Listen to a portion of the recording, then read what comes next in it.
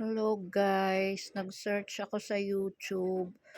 So, hindi pala normal yung ganyang sobrang paghihingal tsaka panginginig niya. Meron siyang milk fever.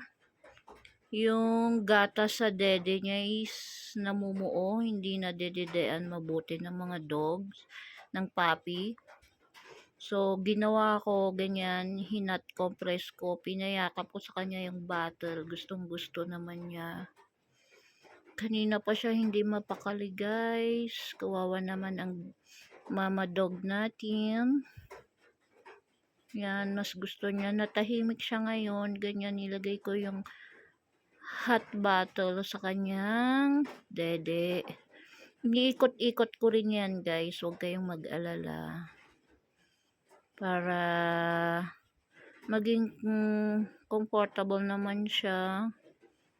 Kawawa naman ang ating mama dog. Pagaling ka na. Tsaka parang may fever din siya. Yan din. Pag talagang may alaga ka, mapapasearch ka talaga sa Google, YouTube para malalaman mo kung anong mga gagawin para hindi po tayo tulog sa pansitan.